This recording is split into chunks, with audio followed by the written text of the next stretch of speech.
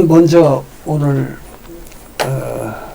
이 좌담에 함께 해주신 두 분께 감사의 말씀을 드리겠습니다. 네, 그렇습니다. 도올 선생은 물론 에너지가 넘치시지만은 그래도 정말 살인적인 스케줄 소화하고 계신데 이렇게 일부러 우리 좌담에 창규 좌담에 와주셔서 감사드리고요.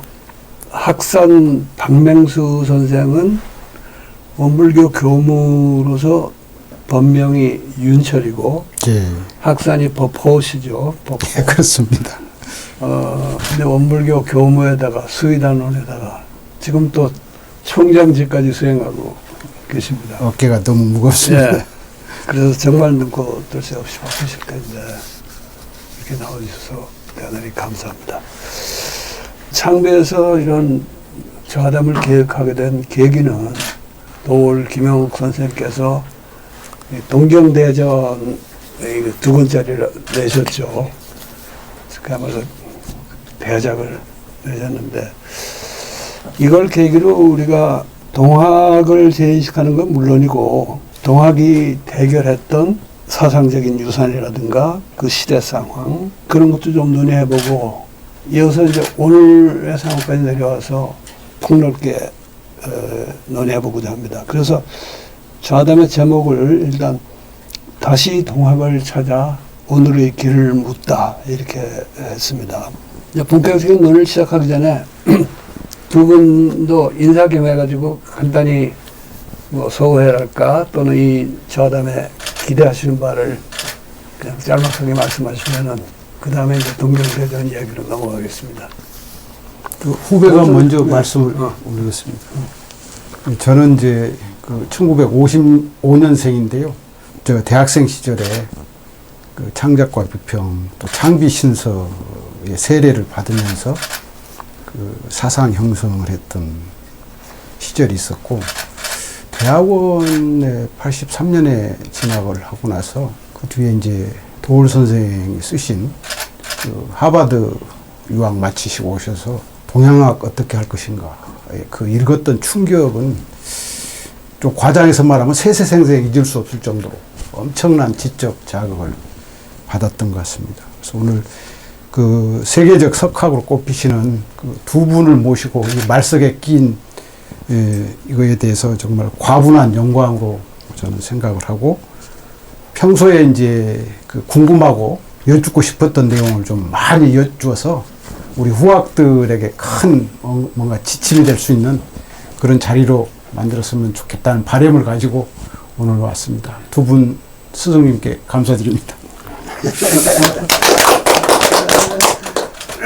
저는 뭐 우선 이 자리에 앉아 있다는 것 자체가 우리가 살고 있는 이 시대가 아무리 정치적으로 여러 가지 그 불안정하기도 하고 그리고 과연 우리 역사가 제대로 가고 있는 건가 하는 이 역사의 흐름에 대해서 많은 사람들이 회의를 하지만은 오늘 사실 이 자리만은 어떠한 의미에서 이 자리 자체가 우리 사회의 본질적 진화를 의미한다. 어떤 의미에서 과거에는 서로가 만나지 않았던 사람들이 이렇게 만나고 뭔가 그 의사소통을 하고 아주 깊은 문제를 진지하게 그 대중을 향해서 얘기할 수 있는 이런 자리가 사실 물론 많이 있어 왔겠지만 특히 백 선생님은 뭐 많은 이런 사회를 하시면서 많은 분들을 만나고 그러셨겠지만은 오늘 같은 자리는 좀 특별하다 저는 그런 생각이 듭니다. 그리고 무엇보다 우리 선생님께서 도올은 정통적인 학문의 수련을 받은 사람인데 우리나라 정통학계에서 상당히 그 배척하는 그런 인상이 있어서 이런 자리를 통해서라도 어떤 역사적인 자리매김을 다시 해야 된다고 나는 생각했다. 이렇게 말씀을 하시는 것을 듣고 저는 정말 그 눈물이 겨울 정도로 감사한 마음이었고 이 자리에 앉아 있다는 것 자체가 저한테는 하나의 감격이고 이런 감격을 통해서 이 창비를 읽는 많은 젊은 문학도 사상학도들에게 어떠한 참신한 그 인스피레이션을 던질 수 있게 되기를 간절히 바랍니다. 네, 감사합니다. 제가 도울께 그 말씀 드리면 사실이에요. 도울 선생은 추종자도 많고 독자도 많지만은 우리 사회에서 주류 학자로 자칭하는 분들, 그분들은 거의 일부러 담을 썼다시피 이렇게 담벼락을 잡고 있는데, 장비도 뭐 그 힘이 큰 데는 아닙니다만은 우리가 이렇게 함께 논의하고 하면은 조금 돌파할 수 있지 않을까 이런 생각을 해서 말씀을 드렸고, 내가 한 가지 미리 예고를 한 거는 이게 판매에는 별 도움이 안 될 겁니다. 그러나 도울TV 구독자나 시청자들이 그 점에서는 적극적으로 나서고 있으니까 상대에 나오심으로써 판매고가 별로 안 올라간다는 거는 개의치 않으시라고 그렇게 생각했습니다. 어쨌든 기대는 마시라고 했어요.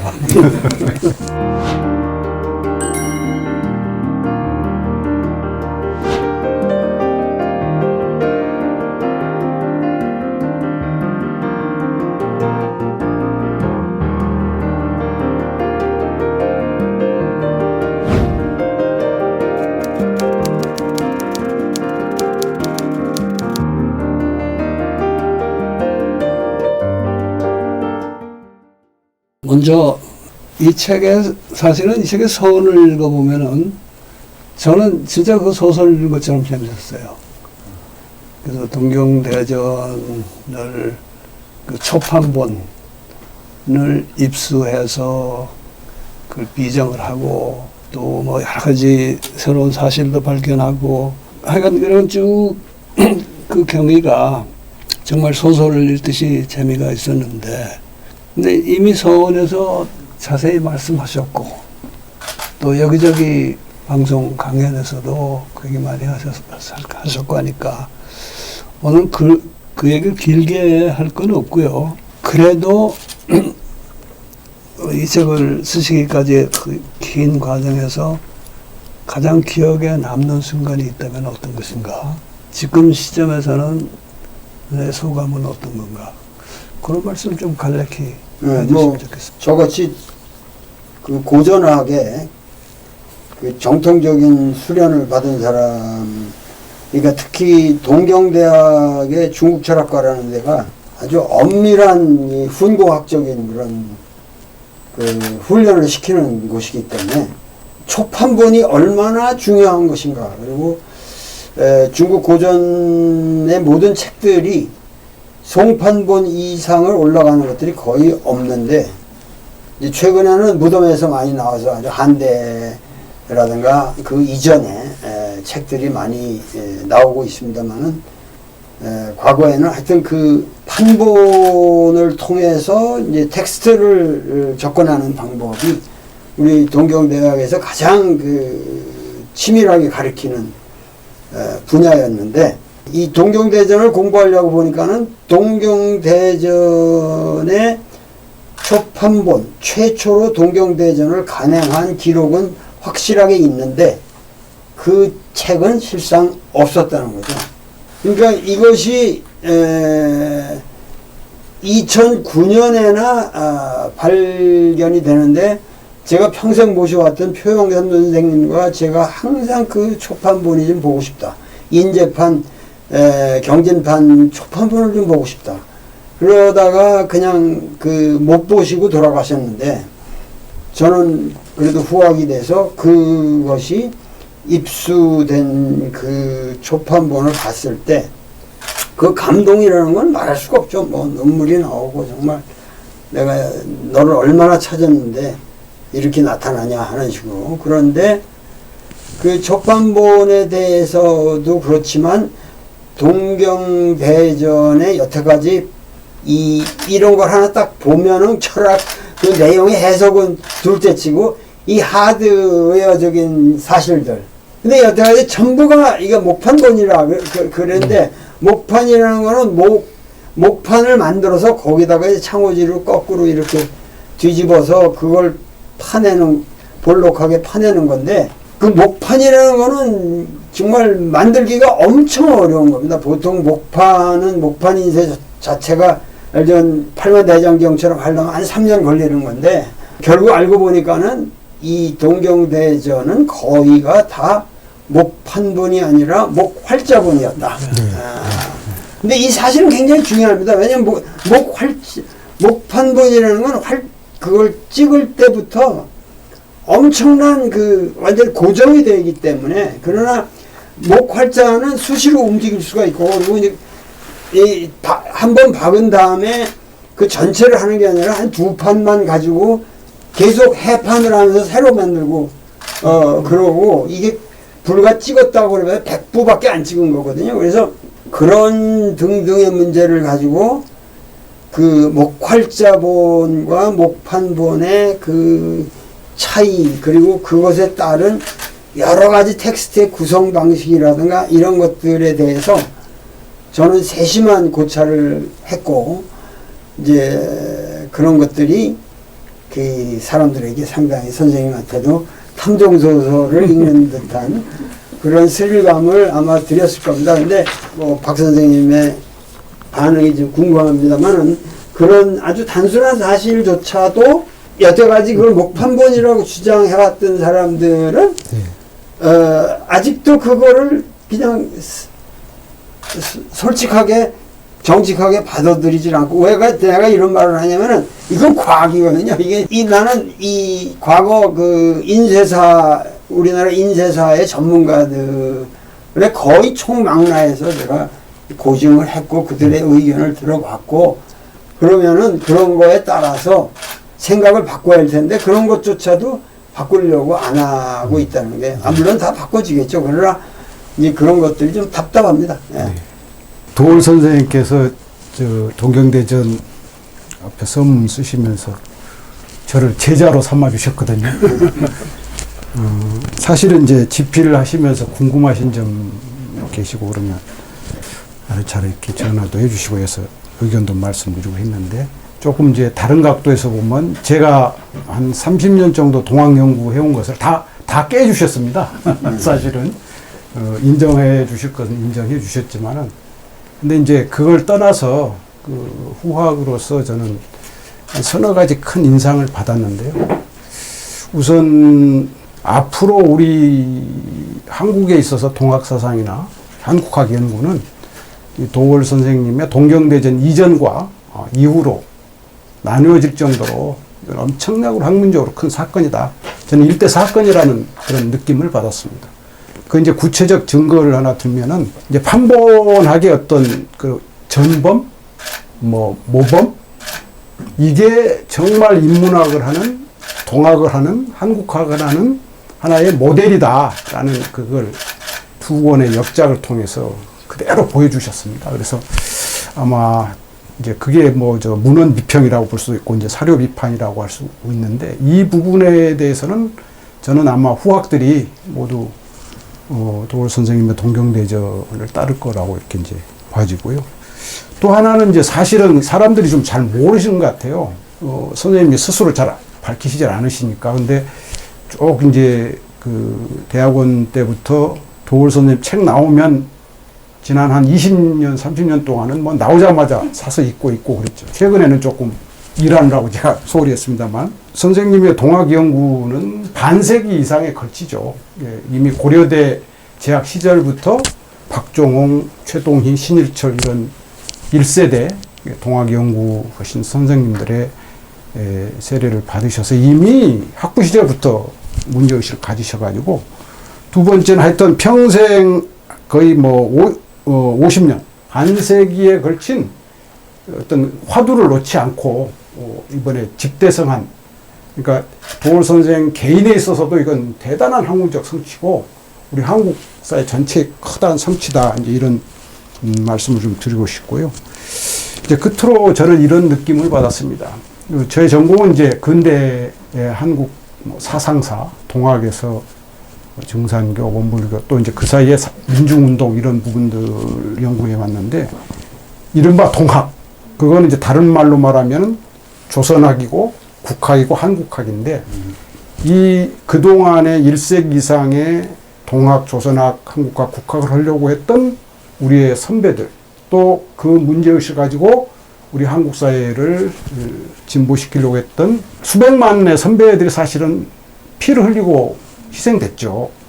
지하에 그분들의 영령들이 계시는데 저는 이 동경대전 이번에 나옴으로써 정말 조선학을 하려고 했고 조선을 제대로 세우려고 했던 우리의 피 흘리고 돌아가신 수백만 영령들에 대한 참된 제대로 된 진홍곡을 이번에 울려주셨다. 그런 인상을 받았습니다. 네. 멋있는 말씀이네요. 저는 도올 선생 책을 많이 읽은 사람은 못 됩니다.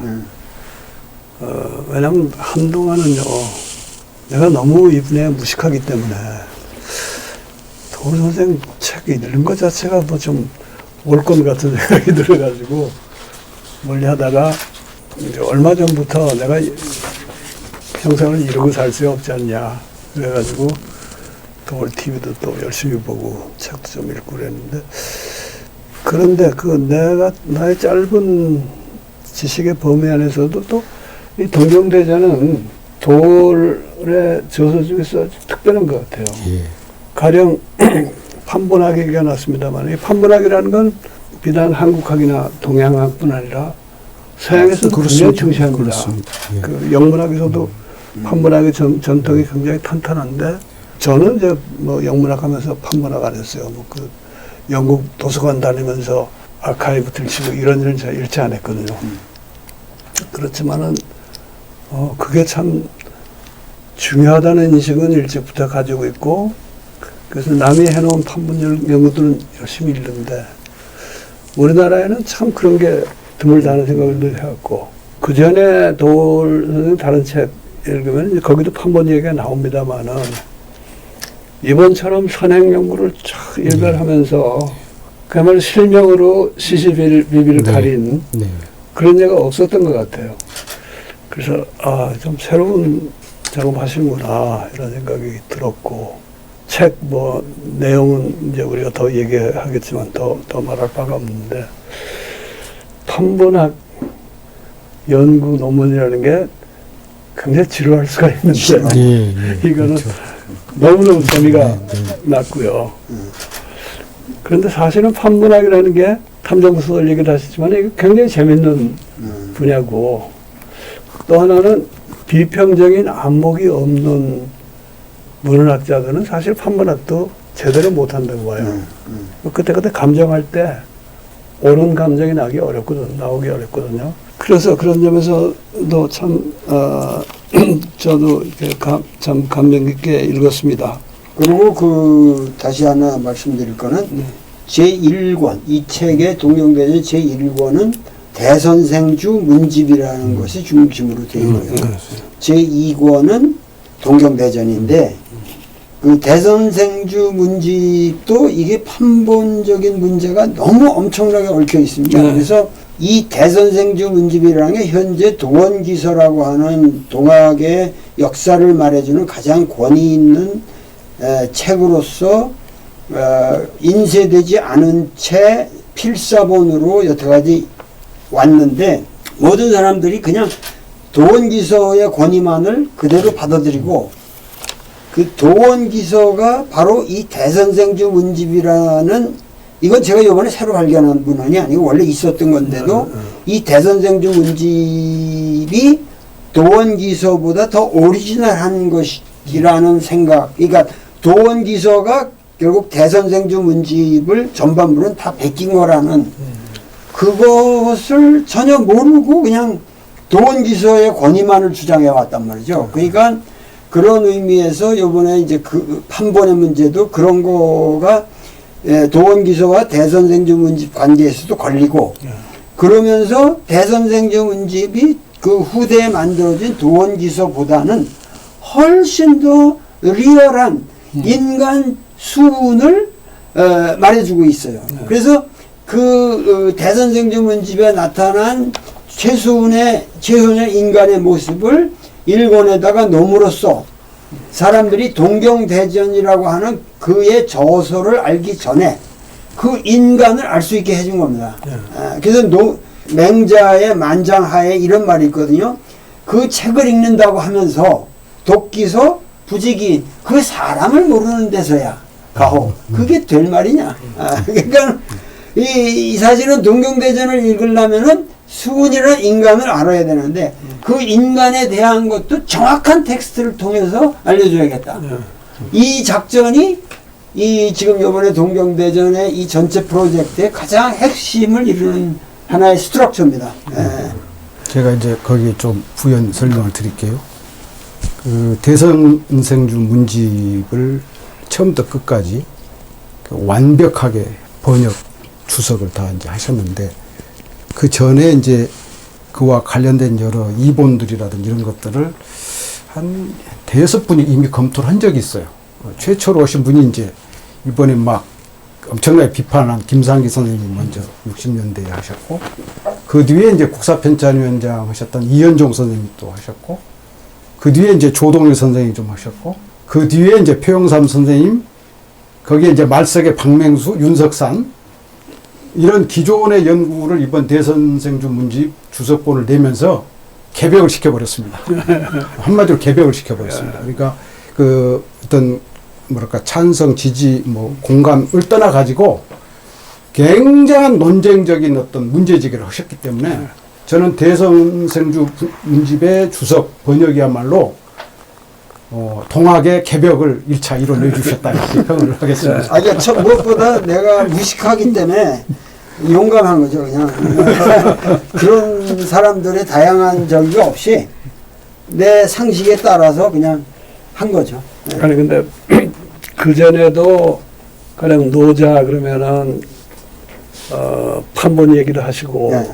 뭐 왕필분이라든가 또 우리나라의 그 초원 이충익이라는 초원 담로 같은 책을 이렇게 칭찬하시지만은 그런 그 옛날 분들은 칭찬하고 근래에 와가지고 가짜는 해석하는 거에 대해서는 그냥 한마디로 이건 개소리다 넘어가시는데 이번은 하나하나 짚어가면서 네. 그 한 게 참 정성이 담긴 예, 더 담긴 네, 네, 그런 책이라는 생각이 들었고요. 내가 듣기로는 우리 학사님께서는 그동안에 동학이나 이쪽을 연구한 후학들을 데리고 예, 젊은이들 데리고 예, 예. 세미나도 하고 그러셨다는데 나오자마자 저 동경대전 강동 모임을 구성을 해서 4월 좀 중순부터 일주일에 한 번씩 이잡듯이 지금 있고 있습니다. 그런데 거기서는 네. 도월이 확대적으로 개벽해버린 거에 대해서 반응이 어때요? 아주 뭐 저 극과 극이죠. 천양지차입니다. 뭐 열렬하게 그냥 이거야말로 이제 전범을 보여주셨다 이런 견해가 거의 한 3분의 2 정도는 그런 반응이고요. 좀 이제 까다로운 연구자들은 좀 더 논쟁이 필요하다 이런 의견도 있고 그러는데요. 저는 이미 그 부분도 일곱 말미에서 예고를 하셨더라고요. 나는 이제 그 뒤에 오는 세대들의 그 학문적 플레이그라운드를 만들어주는 역할이다. 저의 개인적인 인상은 거시적인 관점, 큰 틀의 하나의 그 새로운 프레임을 제시한 부분은 뭐 전면적인 공감이고요. 세부적인 데는 조금 논란이 있다는 생각이 들어지고, 우선 도올 선생님 입장과 저의 입장을 이렇게 이제 제 나름대로 이렇게 요약을 하면 대동소이입니다. 대동소이. 그러니까 90%는 선생님 의견에 이렇게 공감을 하는데 한 10% 정도는 좀 이의가 있는 건데요. 하나만 이제 말씀을 예를 들어보면 이제 논쟁을 하기 위한, 좀 토론하기 위한, 지금 경진판이 1880년판 인재판인데 거기에 이제 선생님도 말씀하셨지만 간기가 없습니다. 간행 연도나 장소가.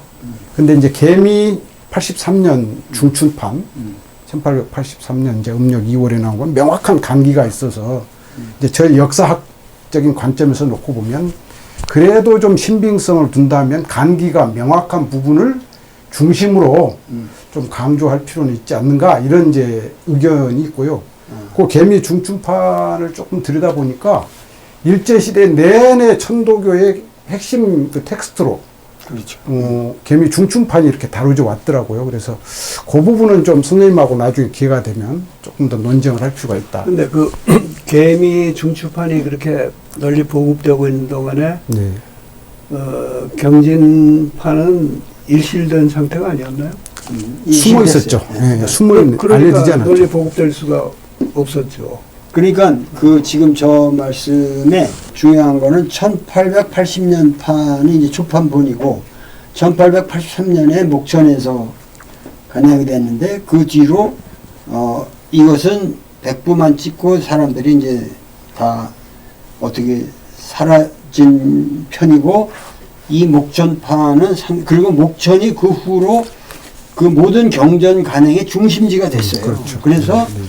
목천판이 사람들에게는 권위를 가진 겁니다. 그리고 목천판의 내용이 경진판에 비해서 많습니다. 분량이. 그래서 체제를 갖추었고. 그러니까 아까 간기가 여기 없는 이유는 초판본에 1880년계 간기가 없다는 것은 무슨 말이냐면은 이 사람들은 이걸 독립된 하나의 그 경전으로 간행한다는 의식이 없었어요.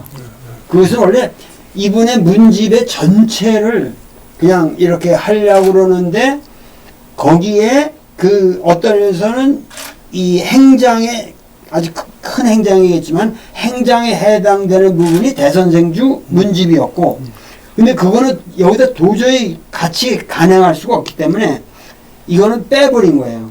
그래가지고 지금 보통 문집으로 치면은 동경대전이라고 그러지만 사실 이것은 문집의 잡저라고 하는 네, 카테고리에 들어가는 몇 개의 논문을 모은 겁니다. 거기다 조금 시 보태고 그랬지만은 그러니까는 이것 자체를 그렇게 충실한 어떠한 것이 아니기 때문에 간기를 안 한 겁니다.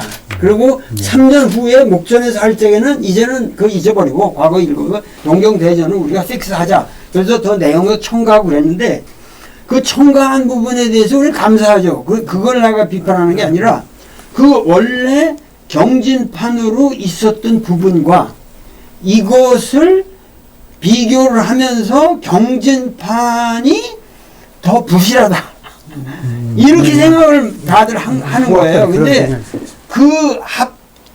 이 일치되는 텍스트 그 자체에 엄밀하게 다 대조를 해봤는데 경진판의 그 내용이 훨씬 더 정확하고 엄밀합니다. 그게 사실은 요즘은 이제 또 인쇄 방법이 또 달라졌습니다만은 활판 인쇄를 할 때요. 이제 납으로 어떤 주자한 거를 조판을 하잖아요. 조판을 해가지고 그 경우에도 끝나고 나면 해판을 합니다만은 해판하기 전에 지형이라는 걸 떠놓거든요. 예, 그렇죠. 예. 지형이라는 걸 일단 떠놓으니까 그 지형에 따라서 하면서 이제 필요한 부분을 고치는데 재판이 나오면은 초판보다 조금이라도 나으면 낫지 저거 후퇴하기는 어려워요. 왜냐면 지형대로 일단 초판대로 찍어놓고 거기서 이제 미스테이크 잡아내는 거니까. 근데 이 경우는 전혀 그게 아니잖아요. 목활자본은 그러니까 경진판은 수은 선생 원고를 보고 조판한 거고 그 다음에는 어떻게 했는지 모르지만은 어쨌든 새로 조판하다 보면은 새로운 미스가 발생할 수 있으니까 그거는 도울 선생 말씀이 저는 뭐 서양의 소설을 놓고 보더라도 지금 말씀하지 더 제 2세 3세가 더 완벽할 수는 있어도 그 원래의 이 작가가 썼을 때의 모습을 알기 위해서 이 초판이 필요합니다. 그렇습니다. 오리지널리티로서. 그리고 재판 3판이 완벽하다는 것도 저자가 살아서 손질을 하는 거하고 그냥 편집자가 하는 거하고 하는 것도 다르죠.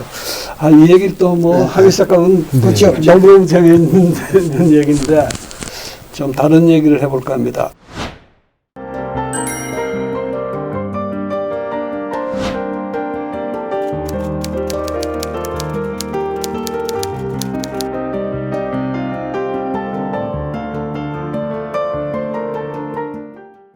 이 동명대전에 또 큰 한 대목을 형성하는 게 그거는 번역이 아니라 독자적으로 쓰신 조선 사상사 대관이라는 그 아주 그 굉장한 논문이죠. 예. 그 내용에 대해서는 이제 이것저것 우리가 또 다른 주제를 다루다 보면 건드리게 되겠지만은 제가 보기엔 이제 그 키워드는 거기 플레타르키아라는 말씀을 쓰셨어요. 플레타르키아와 민주주의 문제 이런 건 아마 우리가 오늘 끝까지 좀 추구하고 마지막에 특히 많은 시간을 할애하고 싶은 문제입니다만은 제가 이 대목에서 한번 도울 선생님께 질문하고 싶은 거는 왜 하필이면 그렇게 어려운 히라보를 가져오셔가지고 플레타르키아라는 그 용어를 사용하셨나? 우선 좀 사람들한테 신선한 느낌을 주기 위해서는 말을 만드는 게 훨씬 유리하기 때문에 하이데가도 그런 작전을 많이 폈지만은 이 플레타르키아는 프레토스라는 게 다중이죠, 다중. 근데 여기 키아라는 거는 데모크라티아라는 크라티아라는 것 자체가 다스린다는 건데 사실은 데모스가 민이 다스린다는 거는 거의 역사에서 존재하지 않았거든요. 결국은 소수가 다스리는데 민의 뜻을 반영하고 그들의 삶의 개선을 위해 노력하는 사람들이 이제 정치를 한다. 그래서 했는데 원래 히라보에서 데모크라시라는 거는 굉장히 나쁜 말이거든요. 그렇죠. 그렇죠. 반대하는 사람이 욕하더라고 한 거죠. 일종의 우중이 다스리는. 네, 우중이. 우중이. 그러니까 그게 직접 민주주의 히랍의 그 소수 아주 작은 여기서 그 폴리스의 특성에서 생긴 직접 민주주의. 여기 인류 역사상 사실 직접 민주주의라는 거 없거든요. 아직도 다 간접 민주주의, 의회 민주주의인데 그렇게 해서 저는 이 동양 사상을 다들 뭐냐면 이 민주주의라는 말 때문에 우선 깔보는 거예요. 너희들은 민주주의 전 단계의 왕정 구조의 정치 형태밖에 없다. 근데 사실은 알고 보면 인류가 민주주의라는 거 해본 적도 없어요. 내가 보기에는.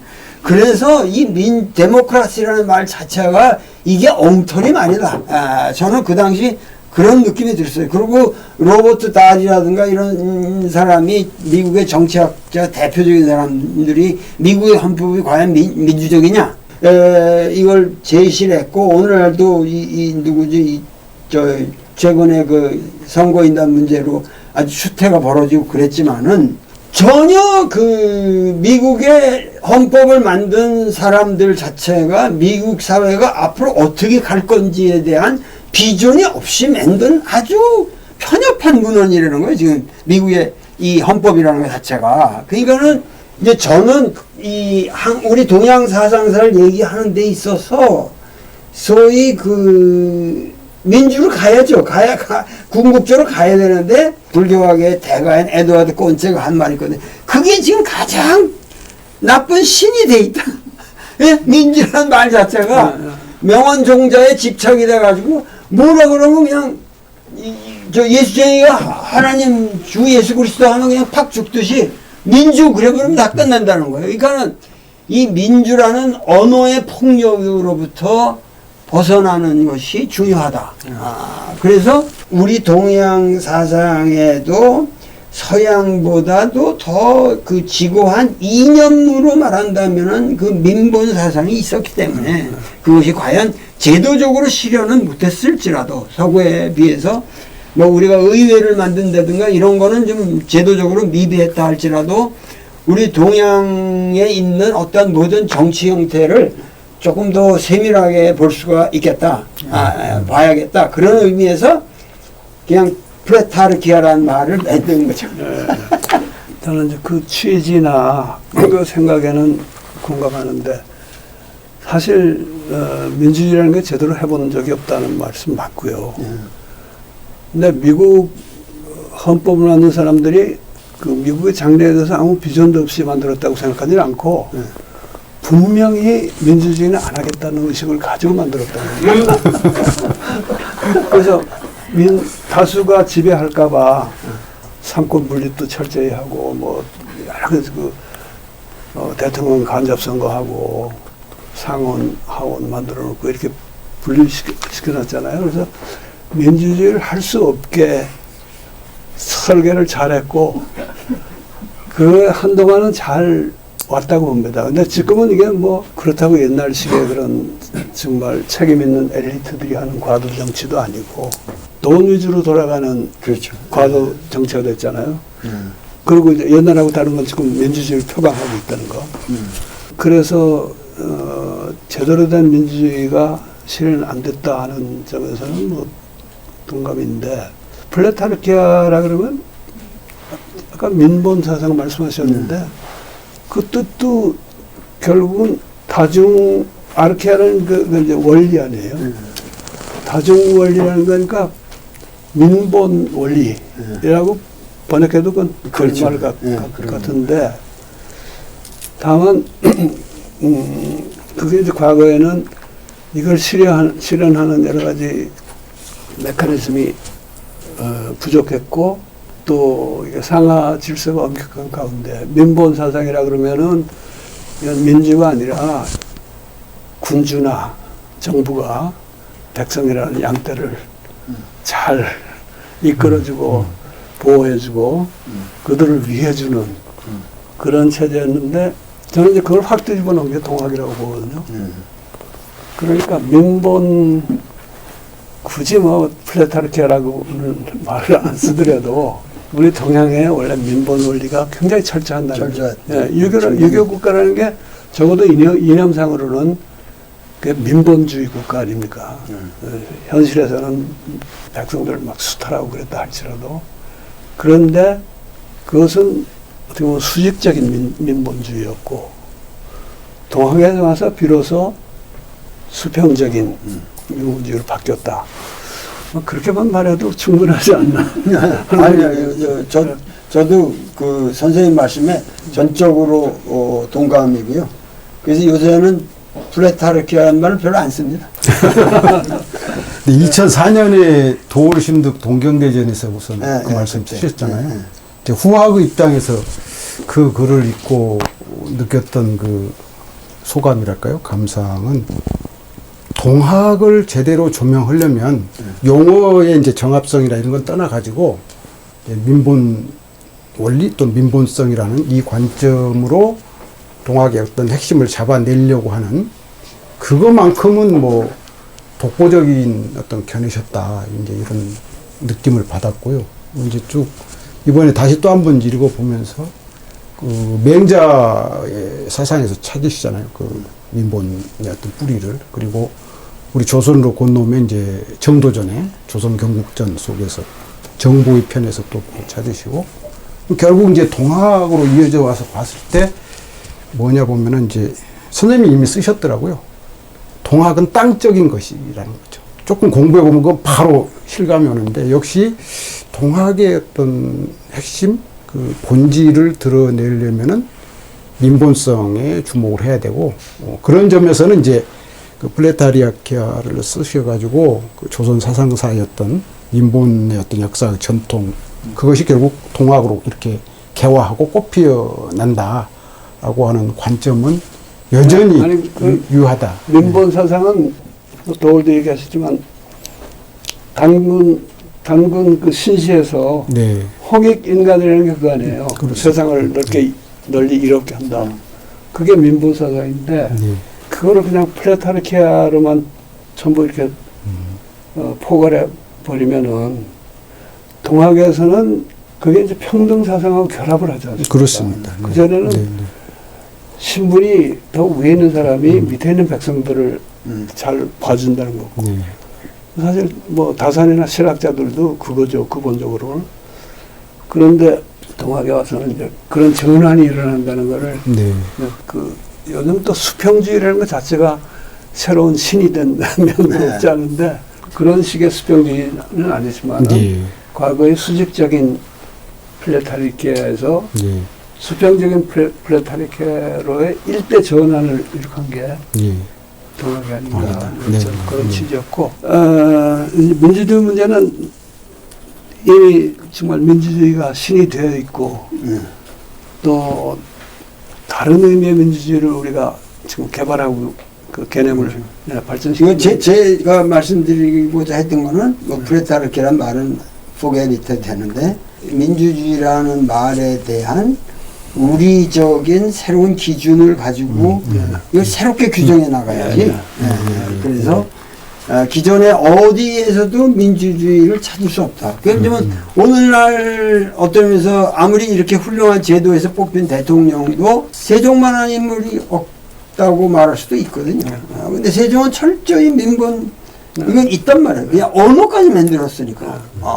그러니까 모든 지식인들이 그 지식인들의 모든 언어 체계 자체가 붕괴되는 사건인데 그런 거대한 도전을 왕이 스스로 한다는 것 자체가 이게 보통 이게 오늘날의 어떤 정치인도 그런 발상도 못 하고 있어요. 그러니까 그런 의미에서 이 우리의 민본 전통이라는 거를 그러니까 과소평가해서는 안 된다.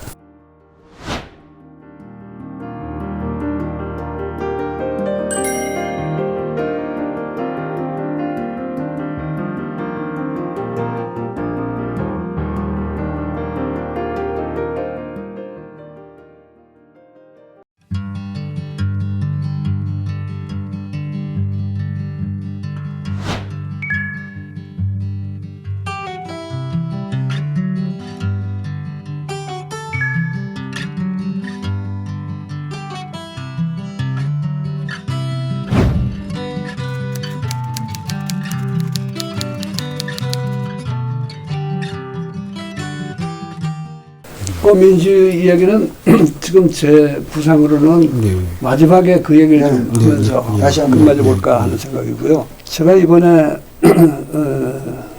이 동경대전 책, 조선 서상사 대관 이런 것을 읽으면서 또 실감했던 또 한 가지는 수은 선생이야말로 정말 철저히 서학과 대결하고 서양문명하고 대결했던 분이구나. 그 전에 보면은 이제 서학이 처음 들어왔을 때 다산의 형 정약정 같은 사람 이제 거기 푹 빠지지 않습니까? 그리고 그때로서는 그 빠질 만도 했다 하는 이야기도 하셨고 정약용 선생 보면은 늘 이제 그거를 염두에 두고 작업을 하셨겠지만은 치열하게 정면으로 싸우진 못했죠. 맞붙이는 건 아닌 것 같아요. 반면에 이제 최한기 해강 최한기에 가면은 훨씬 서학에 대한 지식도 많고 개방적이지만은 이게 치열하게 대결하고 싸워야 할 대상이라는 인식은 안 했죠. 굉장히 희박한 것 같은데 수은 선생은 정말 이걸 치열하게 대결했다는 걸 실감을 했고 그 전에 뭐 서학에 그 맞서서 뭐 동학을 정치했다 이런 말도 많이 하지만은 또 한 가지 돌의 지적에 제가 공감한 것은 이게 수은이라는 한 개인이 구도의 과정에서 천주교나 서학과 실험한 것만이 아니라 이 대결과 극복이 그야말로 세계사적인 사건이다 하는 그건데 그 점은 조금 독자들 위해서 설명을 좀 해주시면 좋을 것 같아요. 그러니까는 우리나라 지식인들이 과거에도 조선 왕조에 있어서 이러한 새로운 문명에 대한 반응이 엄청 빠르고 본질적이었다. 그러니까는 천주시리만 해도 그것이 발간된 몇 년 후에 바로 우리나라에 들어오고 분석의 대상이 되거든요. 그러면서 성호 이익이라든가 이런 사람들이 그거를 상당히 중립적인 시각에서 언급을 하는데 이제 그 제자들 중에서 신후담 또 누구지? 안정복, 신후담 이런 사람들은 치열하게 대결을 하거든요. 이건 문제가 있다. 이거. 우리가 가지고 있는 유학이라는 것이 이게 벌써 이런 문제들을 다 극복해서 이미 서경, 시경 시대에 다 극복을 해서 지금 공맹사상이 나온 건데 이거는 무슨 뭐 옥황상제 뭐 어쩌고 저쩌고 천당 지옥을 얘기하는 해탈 지옥을 얘기하는 그 통속 불교의 아리에도 못 미치는 이론을 가지고 이 조선을 공략한다는데 여기에 우리 대학자들이 빠져들어간다는 게 이게 말이 되냐?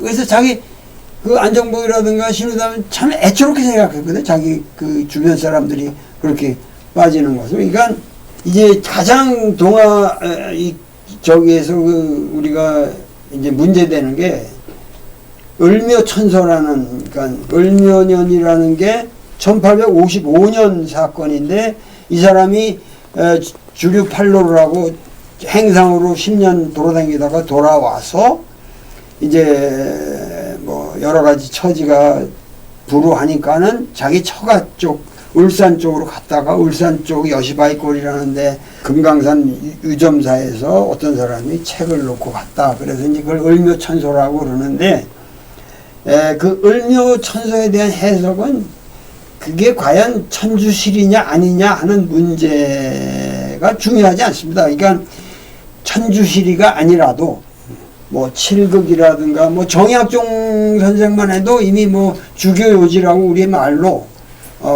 이미 쓴 책들이 있었고, 그리고 김대건 신부의 그 마카오 유학 동기인 최양업이라는 사람도 상당히 대단한 사람인데, 이 사람은 김대건 이제 신부가 순교하고 난 후에 교리서, 기도서 이런 거를 이제 꼭 수은 선생이 그 용담유사를 쓰는 식으로 사사 쪽 가사로, 이게 아마 수은 선생이 이게 영향을 받았을 거예요. 그러니까 그 당시 이 기독교가 우리나라에 여러 방식으로 전파되는 루트가 많았다는 거예요. 문헌도 많고. 그러니까 그런 거를 섭렵한 사건을 나는 상징적으로 을묘천서라고 표현하는 것이다. 그런데 이제 표용삼 선생은 수은 선생의 문장과 이 천주시리를 비교해 보면은 구조적으로 중요 용어가 겹친다. 그리고 거기에 대해서 굉장히 이 사람이 크리틱을 하고 있다. 근데 사람들이 이걸 못 보고 있다.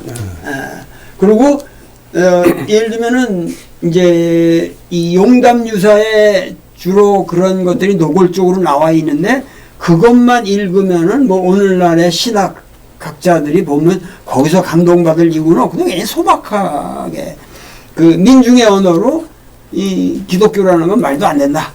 이렇게 그냥 까버리기 때문에 그러나 그 배경에 그 동경대전을 치열하게 읽어보면 아주 면면히 흐르는 이 서학, 그 소위 지금 자기가 이걸 동학이라고 부르게 된 그 사실은 안티세시스로서의 서학이라고 하는 이것이 처음에는 이거 내가 받아들여서 우리 민족을 개화시킬 수도 있지 않겠냐라는 생각도 해본 사람 같아요, 이 사람은.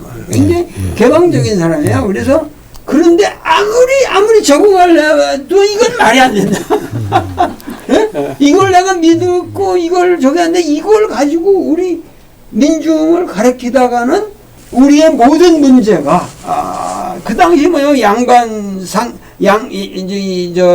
양반과 쌍놈의 그 구별이라든가 적서의 구별이라든가 자기 이제 이걸 못했으니까 과거도 볼 수 없었고 인간 평등이 우선 확보가 돼야 되는데 이 인간 평등 아까 정말 수평적 프레타르키아의 가장 핵심 구조인 이 인간 평등은 인간과 신이 평등하다고 하는 생각이 없이는 안 된다고 하는 것을 서학의 문헌들을 읽으면서 깊게 통찰했다는 거죠.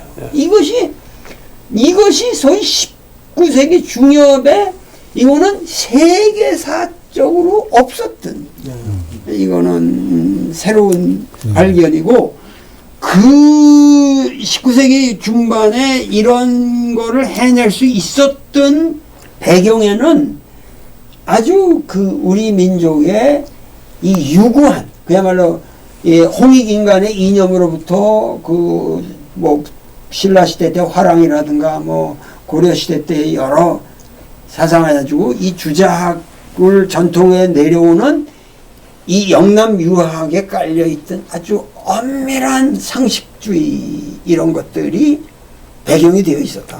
뭐 그런 것이 배경이 된 거는 사실이지만은 아까 이제 수남 안정복 같은 분도 치열하게 대결했다고 그러지만은 그분들은 공명사상이 이미 다 해결하고 있는데 뭐 이제 와서 그렇지. 예, 그러냐 그러니까 아주 조금 치열성이 좀 모자랐던 거죠. 아니 저 성격이 다르죠. 그러니까 예, 예. 그들이 까는 거는 예.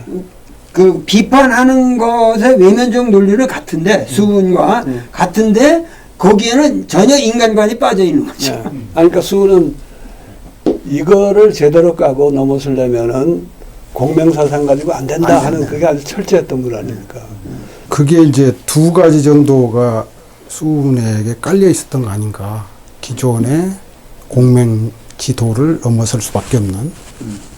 하나가 이제, 이게 이제 뭐 역사적 사료 통한 이야기인데, 그, 제가녀의 아들로 태어나잖아요. 그러니까, 제가한 여자의 아들은 경국대전에 따르면은 문과에 응시할 수가 없죠.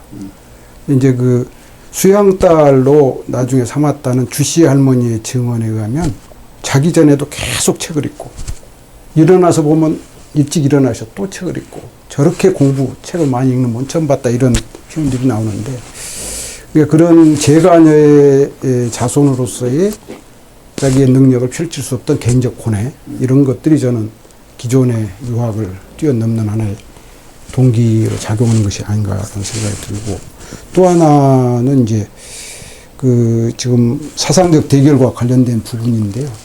결국은 16세 아버지 돌아가시고 집에 불나고 어떻게 이제 가정적으로 뭘 버틸 수 없으니까 처가살이를 하고 그러다가 이제 장사길로 떠다니고 그러면서 이제 그때가 아마 1840년대, 50년대일 텐데 이때 이제 조선사회에 어떤 일들이 일어나고 있냐면은 중앙정부 차원에서는 천주교대에 대한 대대적인 박해, 뭐 신유 박해부터 기해 박해, 병호 박해 이런 것들이 계속 일어나고 있고 또 향촌사회에서는 부녀자라든지 이제 평민층으로 이렇게 천주교가 계속 몰래 퍼지고 그러니까 일종의 전통적인 향촌사회의 분화가 일어나는 그런 현상. 황사행 백서 사건 같은 것이 아주 대표적인 거고. 대학원 다닐 때 이제 천주교회사 조선 후기 하는 친구하고 같이 공부를 했어요. 그랬더니 수은 선생의 이렇게 행로, 구도 행각, 내지는 장사기라는 그 과정하고 천주교의 비밀 신앙촌에 형성된 데하고 완전히 이렇게 겹쳐지더라고요. 그러니까 저는 이제 천주실이라고 있는 단정하는 데 대해서는 조금 확신이 없지만 젊은 시절에 수은 선생이 이미 널리 퍼져 있던 광범위한 사학서적들을 섭렵했을 거다. 이렇게 이제 그런 것들이 동기가 좀 됐다고 보고 결정적으로 근데 지금 선생님, 도울 선생님 말씀하신 대로 좀 끌렸던 것 같아요. 젊은 시절에는 서학에. 그런데 어디서 저는 이렇게 확 바뀌냐면은 제2차 중영전쟁. 영불연합군의 북경함락. 1858년 9년. 요것이 그 당시에 이제 한양의 양반들이 다 성경 뭐 십자가 들고 도망간다는 표현이 날 엄청난 충격을 준 부분인데 그게 이제 용담유사에도 반영이 나오죠. 그러니까 제2차 중영전쟁을 통해서 중국의 몰락 또는 중화주의의 어떤 한계 이런 것들을 실감하면서 거기서 저는 이제 서학과의 결별도 일어난 거 아닌가. 아니 그것뿐만 아니라 이제 아편전쟁하고 홍수전에 네, 이 태평천국이라고 하는 이 무브먼트가 우리 근대사에서 지금도 마찬가지지만은 중국과 한국의 우리가 본질적인 차이를 논한다면 태평천국과 동학의 차이가 지금 계속 가고 있습니다. 근데 태평천국이라고 하는 것은 완전히 타락한 기독교. 그건 뭐 완전히 맨날 뭐 가서 하늘 가서 누구 예수 형님 만나고 오고 뭐 그 하나님 아버지 만나고 오고 뭐 이러면서 자기들이 모든 권력을 독점하고 그러면서 그런 아주 그 퇴폐적인 행태를 보였는데 수는 그런 거를 다 섭렵했던 것 같습니다. 그 종교를 가면은 이 기독교적인 요소를 우리가 도입하게 되면은 필연적으로 타락한다는 거예요. 네. 그게 요즘도 도리 주장하신 바 아니에요. 서양의 천주교만이 아니라 이 유일신 신앙, 그 종교적인 신앙뿐 아니라 그 철학적인 배경이 되는 플라톤 이래의 이원론적 철학, 이것을 넘어서는 것이 지금도 세계사의 과제가 되어 있는데 그 과제를 흔히 이미 수행했다. 종교 아닌 종교. 네. 그러니까 그거는 무슨 중형 전쟁 보고서 이 서세 전하겠다는 그 차원의 문제는 아닌 것 같아요. 그 영향은 물론 받았겠지만. 근데 그런 거를 심각하게 느끼는 사람들은 사실 나중에 척사파로, 의정 척사파로 가지 않습니까? 공명을 받들면서도 위기의식이 더 심해지면 이게 이제 의정 척사파로 가는데 이분은 처음부터 공명이든 좀 불도든 과거의 선도든 이게 다 이제 안 먹힌다, 수명이 다 했다. 그래가지고 새로운 그야말로 무국대도를 찾아 나섰던 거 아니에요? 또 여기 신조와 페이스를 구별해야 될 것이다. 독실한 우리 교인들은 사도신경 다 외우고 신봉하고 그러실 텐데 그렇게 외우는 그 신조, 명제화된 신조하고 실제로 그분이 신앙생활을 어떻게 하느냐. 또 기독교에는 사도신경도 있지만은 복음서의 예수 말씀도 있고 한데 그것을 충실히 따르고 실행하면은 그 따르는 그 신앙생활하고 신조는 다르지 않냐. 그러니까 너무 서양 사람들이 엉터리 신조를 믿고 있다는 것만 가지고 간단히 이렇게 처리될 수 있는 문제는 아니지 않냐. 그런 취지예요. 화이트헤드 그 과정신학을 만든 사람 중에 하나인데 지금 클레어몬트 신학대학의 존 캅 COBB인가 그러는데 존 캅 교수님이 그 뭐 진짜 그 프로세스 시아머지의 창립자이면서 아주 복잡한 책들을 많이 썼거든요. 화이트헤드를 완전히 아주 소화한 사람인데 그 사람이 나하고 대화를 하면서 참 너 같은 사람 코로나가 아니면은 지금 우리 거기 와서 좀 같이 얘기를 나누는 거를 사람들에게 보여줬으면 좋겠다고 아쉬워하시던데 그분이 한 말이 간단하거든요. 자기 뭐 기독교 뭐 그렇게 화이트헤드고 뭐 하는 그런 게 아니라고 자기 그냥 사랑해라. 요거 한마디 사람을 사랑해라. 그래서 자기는 예수 하나님도 그냥 인간을 사랑한다는 말으로 예수도 사람 사랑하는 사람이라는 거 그거 하나면 되지 않나 여기 그러니까 여기 페이스라고 하는 말씀이 이제 그런 그러니까 페이스가 어떤 특정 신조를 믿는다는 그 뜻도 되고 그게 아니고 정말 신앙생활을 제대로 한다고 그런 건데 저는 솔직히 사랑해라 한마디로 다 해결되지는 않는다고요. 그러면 그거는 또 살아가지 않겠다. 근데 하여튼 그분은 대가라고 하는 사람 입에서 이렇게 심플하게 나오니까 이제 감동이 있는 건데 여기 중요한 거는 제가 이 말씀을 드리려고 한 거예요. 중요한 거는 초기 가톨릭이 들어올 적에 이 모든 문헌들을 보면은 이 정약종의 주교의지를 저도 다 봤는데 그런 걸 다 이렇게 살펴보면은 물론 우리나라에는 프랑스 외방 선교가 주축이 돼서 왔지만 이론적으로는 전부 제수이트들의 이 활약으로 만들어진 문헌들인데 예수가 중심이 아니고 하나님이 중심이에요. 천주가. 요거 굉장히 중요한 건데 사람들이 미스를 한다고.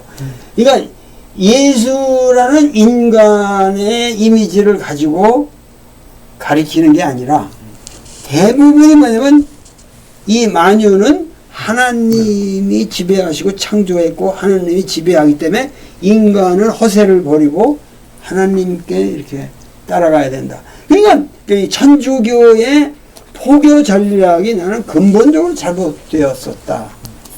그런 거를 저는 지적하고 싶습니다. 그런데 이제 그러기 때문에 더욱 수운의 이러한 논리가 나오게 된 거죠. 서양의 유일신 신앙이 좀 말이 안 된다거나 또는 그 철학적인 그 배경이 되는 서양 철학의 주류 전통이죠. 네. 거기에 대해서 이런저런 비판을 하는 건 반드시 필요한데 우선 실생활에서는 그런 그 어떤 명제에 대한 신앙과 삶을 어떻게 사느냐 하는 그 신앙을 구별하는 게 필요하지 않겠냐 하는 게 하나 있고요. 또 하나는 서양에서 이제 원래 니체가 플라톤과 호메로스가 대척점에 있다고 그랬거든요. 플라톤이 못하는 거를 호메로스는 하고 있다 하는 건데 훗날에도 우리가 서양의 철학만 가지고 얘기할 건 아니고 서양의 문학이나 뭐 예술, 음악 전반적으로 갖고 본다면은 그 철학의 한계를 보완하는 작업이 문학이나 예술에서 끊임없이 이루어졌다는 거.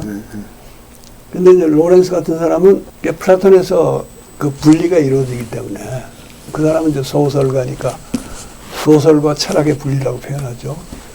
그러는 바람에 철학은 메말라 버리고 소설은 흐물흐물해졌다. 그렇게 얘기를 해요. 진짜 훌륭한 작가들은 그 양자를, 그야말로 사유와 감정을 결합하는 작업을 쭉 해왔고, 로렌스는 그게 그냥 작품만 잘 써서 되는 게 아니고, 이 세상이 정말 한번 다시 개벽을 해야 된다는 사상까지 오게 되는데요. 서양 전통에 보면은 로렌스도 있지만은 그에 앞서서 가장 그런 개벽 사상가라는 명칭에 부합하는 사람이 제가 보기엔 윌리엄 블레이크 같아요. 네.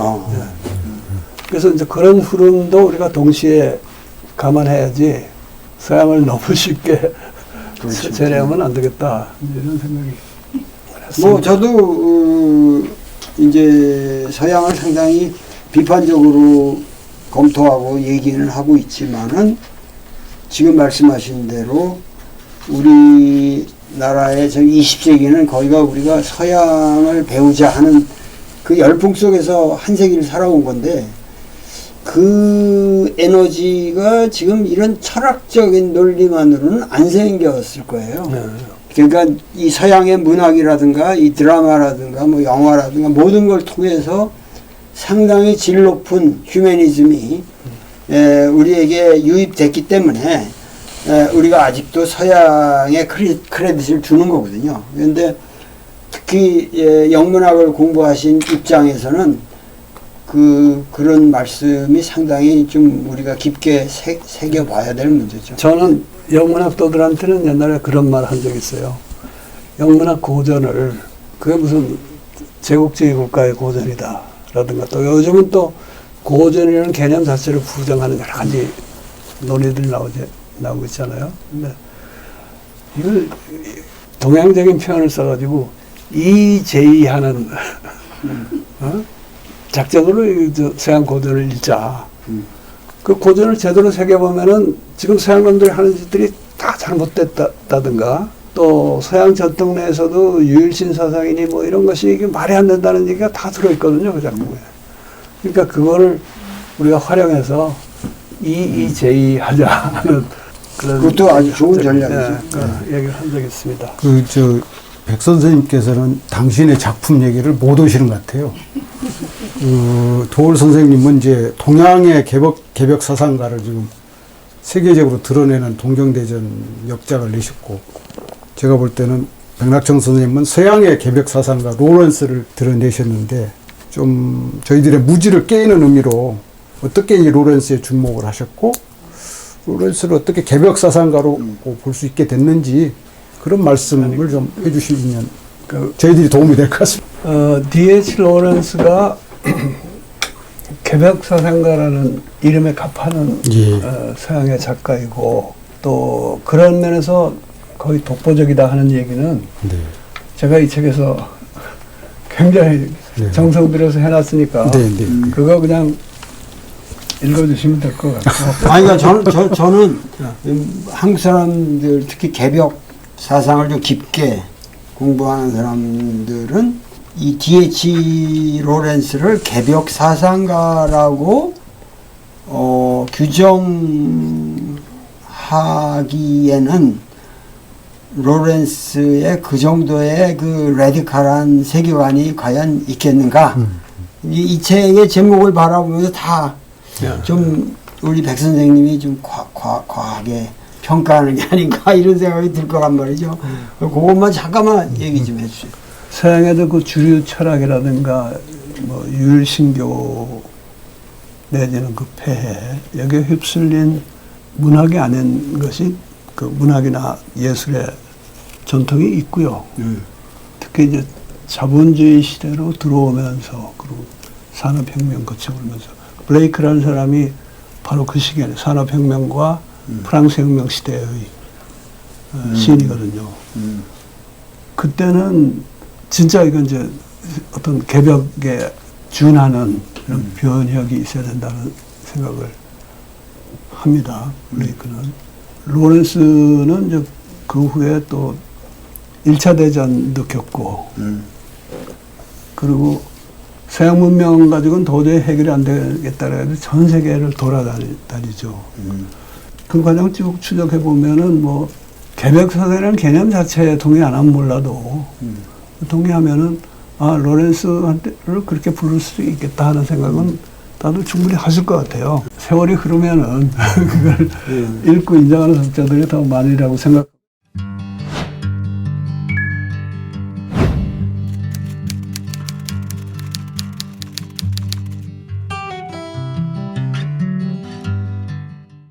그런데 지금 서양의 유일신앙이나 그 배경이 되는 철학 얘기를 하면서 서양의 철학자들 중에서도 그 주류 흐름에 맞서는 그런 사상가들을 도리 뭐 내가 여기 꼬마는 관에 정확하게 스피노자 네 분을 여기 언급했습니다만은 스피노자에 대해서는 이제 그 유일신앙 그 초월적인 신앙처럼 그렇게 말이 안 되는 얘기는 안 하지만은 그러나 역시 데카르트의 이원론이나 스피노자의 이론론이나 이게 어떻게 보면 표리를 이루고 있다. 다소 비판적으로 얘기를 하셨더라고. 저 1권에 261면입니다. 니체는 또 280면 이하에 길게 얘기하는데 니체가 그야말로 서양의 가치관을 완전히 뒤집어 놓겠다고 나온 사람 아니에요.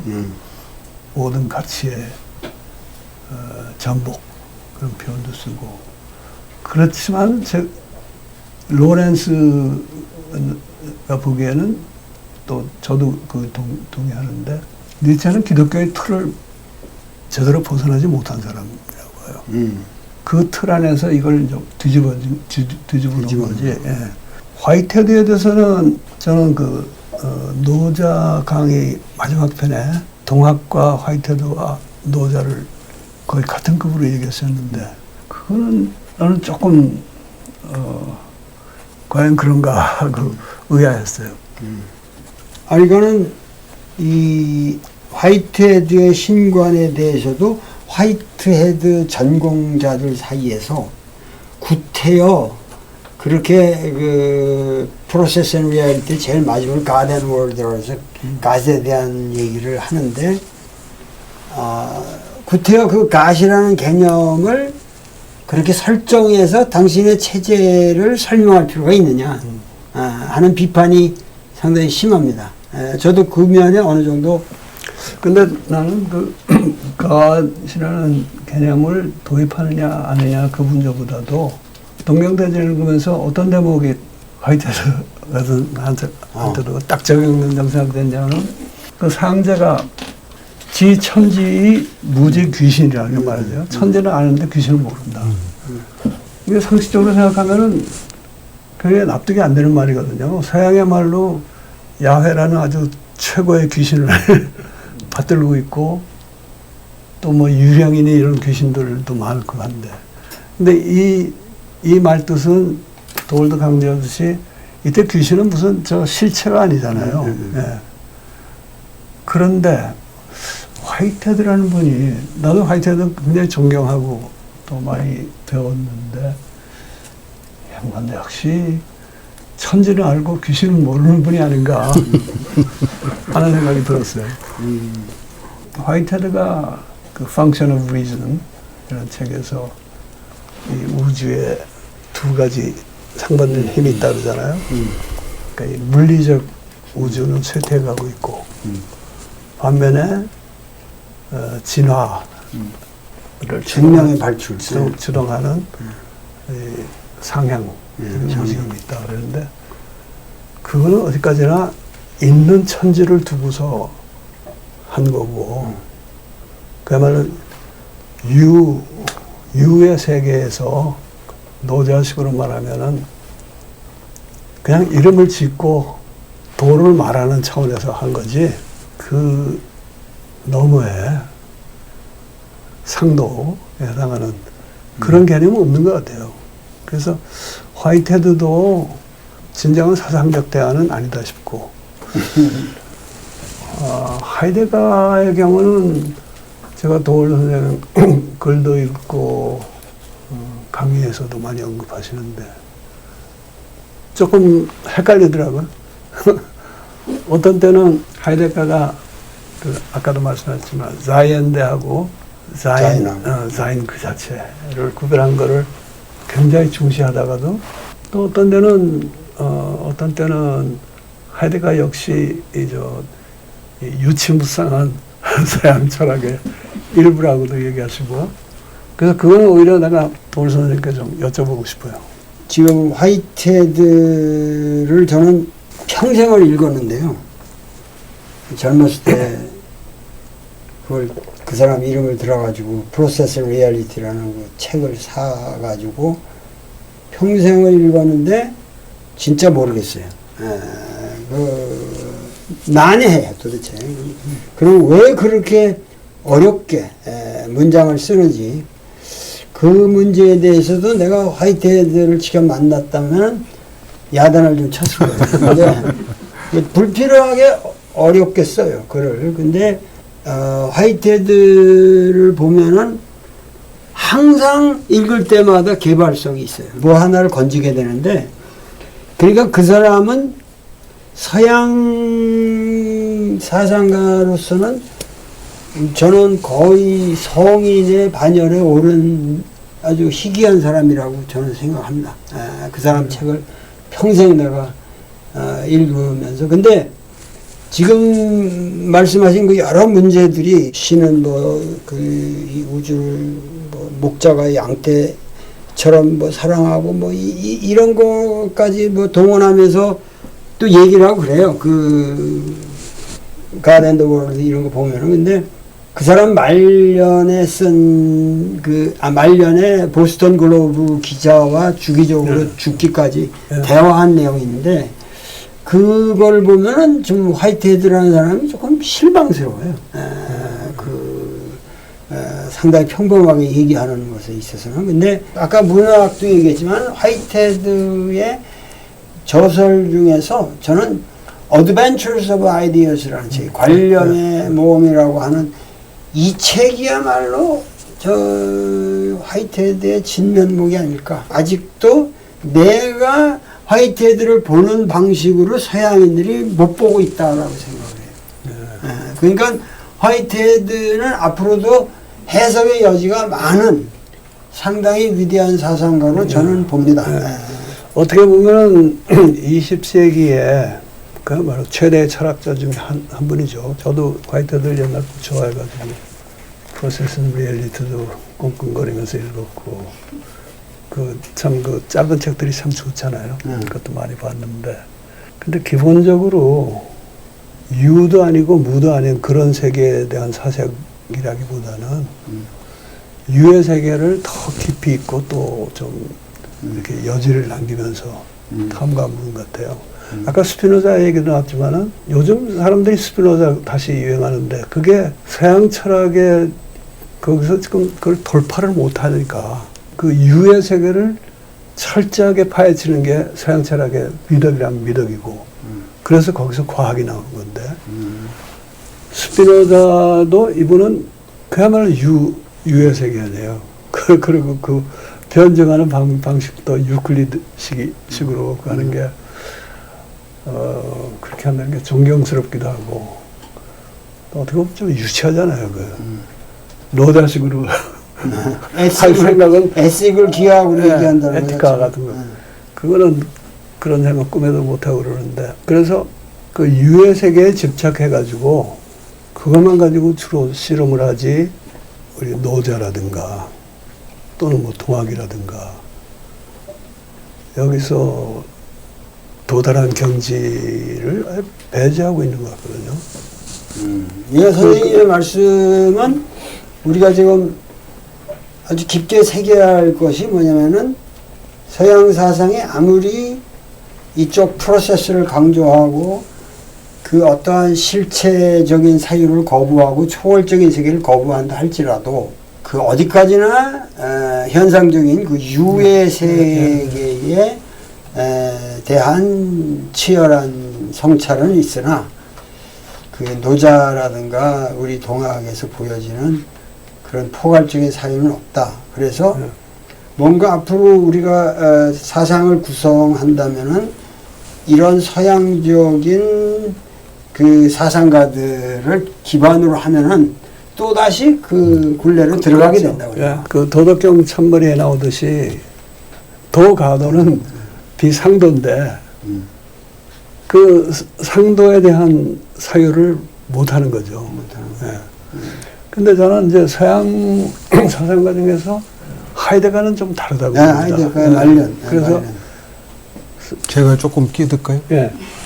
이제 독자 입장에서, 시청자 입장에서 보면 왜 저분들 두 분이 지금 화이트헤드하고 하이데가를 가지고 저렇게 경론을 벌이실까 궁금할 것 같거든요. 근데 이제 제가 이렇게 들을 때는 결론적으로 보면 동학이 뛰어넘고 있다라는 말씀을 하시기 위해서 지금 말씀하신다는 생각이 드는데, 그럼 동학에서는 그걸 뛰어넘는 논리나 이게 뭐냐, 기연불연으로 보고 계시는지 하는 그런 궁금증 하나고요. 또 이제 백 선생님 그 저서를 읽어보면, 특히 이제 원불교 관련 저술 속에 보면 원불교에서 썼던 그 정신, 분별성과 주착심이 없는 경지라는 표현을 통해서 유도 아니고 무도 아닌 경지, 이런 말씀하고 계시거든요. 그래서 좀 우리 동학이나 원불교가 그런 걸 뛰어넘고 있다는 말씀을 하시기 위해서 하시는 건지, 그런 얘기를 조금 더 설명해 주시면 명료해질 것 같습니다. 원불교 얘기는 조금 나중에 하고요. 네. 동학에서 그걸 뛰어넘고 있다는 거는 내가 화이트헤드를 비판하면서 네. 저 서양 사람들이 천지를 알고 귀신을 모른다 하는 게 딱 해당된다. 네. 근데 이제 그 백 선생님은 그 귀신이라는 말씀을 이해하고 계시지만 우리 시청자들은 그걸 조금 친절한 설명을 좀 해주시면. 도월 강의들 많이 들었을 테니까 그 얘기는 많이 나온 건데 너무 어려운 거 아니고. 아니 근데 하이데가 얘기를 하면은 이것도 좀 풀리는 면이 있을 거예요. 하이데가가 존재하는 것들, 존재자, 이걸 이제 복수를 하면 자이엔데가 되는데, 자이엔데하고 das Sein selbst. 그게 이제 존재라고 우리가 번역하는데, 이렇게 해놓으면은 존재자나 다 그 존재하는 것처럼 들려요. 예. 그런데 어쨌든 이제 그 독일어는 그게 참 편리하게 돼 있잖아. 무슨 das 붙이면은 무슨 동사든 명사가 돼버리거든요. 예. 근데 영어는 그게 안 되고 ing를 붙이잖아요, 되게. 비동사에 being, go에 going 그래야 되는데 독일은 그게 아니거든요. 그래서 그 다사인을 being이라고 하다 보니까 sein 데스도 being이고 sein 자체도 being이고 그래서 또 거기서 또 헷갈립니다. 우리는 사실은 거기에 해당하는 단어가 없어요. 없는데 이제 그러니까 한자로 존재라 그러는데 그게 이제 하이데거가 다른 철학자들하고 다른 점이라고 보고 다른 철학자는 역시 자이엔드의 세계 안에서 저거 하고 또 그 세계에 충실하자는 니체는 그러니까 자인이라는 그 존재라는 개념은 완전히 아무 내용이 없는 모든 것을 다 적용되는 보편적인 개념이니까 가장 공허한 개념이다 이렇게 말을 하는데 하이데거는 그게 아닌 거죠. 이거야말로 여기저기 다 모든 것이 다 거기에 안 걸리는 게 없다 하는 식으로 얘기하는데 서양 사람들이 이걸 도저히 이해를 못합니다. 이 말을. 이해 못해가지고 이 사람이 신은 부정하지만은 자인이라는 이름으로 더 초월적이고 더 신비하고 뭐한 존재자, 최고의 존재자를 다시 끌어들이는 게 아닌가 이렇게 의심을 하는데 노자나 이 동아시아 사상으로 풀면은 훨씬 알기가 쉬워요. Das Sein Selbst라는 거는 그 도법 자연이라고 할 때 자연. 스스로 그러함. 예. 자연이라는 명사가 아니잖아요. 스스로 그러함인데 이것이 실체가 아니라는 생각을 저 사람들은 서양 사람들이 잘 못합니다. 실체가 아니면 없는 거예요. 유의 무냐. 도법자연이라고 하는 이 노자적인 사유의 궁극을 이해 못하면은 하이데거의 그 이제 자인이라는 거를 잘 이해할 수가 없을 것 같고, 그러니까 이제 그거를 이해한다고 하는 거는 결국 이전에 어떠한 서양의 사상가도 그러한 차원에는 미치지 못했다.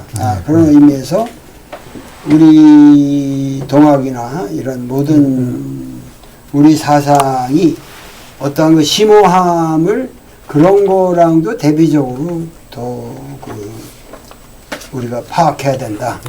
이제 그런 그 가장 큰 배경은 뭐냐면은 기독교가 그 서양인들에게 너무도 아주 뼛속 깊게 구조적으로 그 이원적인 사유를 집어넣었기 때문에 아무리 그들이 그거를 헤어나려고 해도 항상 그 이원적 사유가 상당히 치열하게 있는 거죠.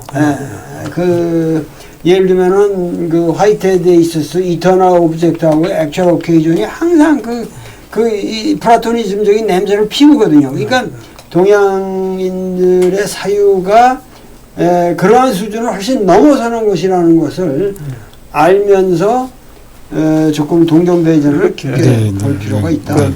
이 말씀 같습니다. 그 어려울 것 같아서 내가 또 다른 식으로 한번 풀어볼게요. 도울 책에서 받은 내가 힌트를 받은 건데 인도 유럽 어족들의 언어에는 주부와 술부라는 게 딱 있잖아요. 여기서 이제 소위 이런 명제적 진리에 대한 신앙, 또 그 이원론 이런 게 사실 다 그거하고 연관이 되는데 불교도 그 인도의 종교니까 원래 그거를 받았지만은 불교에서는 그 주부라는 걸 아예 해체를 해버렸다. 그런 지적을 하셨잖아요. 주부가 이게 따로 없는 거 아니에요. 무슨 주어를 갖다 대도 그거는 여러 연기작용에 그거고. 그래서 불교는 그 주부와 술부로 구성되어 있는 인도 유럽 어족의 언어가 갖고 있는 철학적인 문제점. 이거를 주부를 해체하는 방식으로 저걸 했는데 하이데거는 또 방식이 달라요. 하이데거는 온갖 술부 중에서 비동사라는 술부의 그 독특성에 주목을 합니다. 우리한테는 없는 동사이기 때문에. 근데 사실 이 비동사라는 건 동사도 아니고 보호가 붙지 않으면 아무런 내용도 없고 무엇이다라는 뜻과 무엇이 있다는 뜻이 이렇게 뒤섞여 있는 거거든요. 그래서 그 비동사를 옛날에는 비동사가 무엇이다 이렇게 중심으로 하던가 있다를 중심으로 사람들이 생각을 했고 이게 모든 술부나 주부에 다 해당이 되는 동사이기 때문에 니체는 이건 아무 의미가 없는 것이다 했는데 이 사람은 비동사라는 술부가 갖는 특이성, 그게 말하자면 스스로 그러함 같은 거예요. 그렇죠. 예. 그런 식으로 하이데거가 해결했다고 할 수 예, 있고, 예, 예. 근데 이제 하이데거의 특이함은 불교하고도 다르고 노자하고도 구별되는 게 그 자연 스스로 그러함 자체가 역사성을 띄어요. 예. 그게 이제 그 불교나 네, 네. 예, 예. 우리가 적어도 우리가 아는 노장 사상하고 다른 점인데, 그 점에서는 그 비라는 술루의 역사성이 있다. 예, 예. 역사적으로 달라진다 하는 것이, 나는 그게 동학에서 말하는 수원성이 말하는 시운이라든가 원불교도 그렇잖아요. 예. 그 시운에 대한 인식하고 통하는 면 같아요.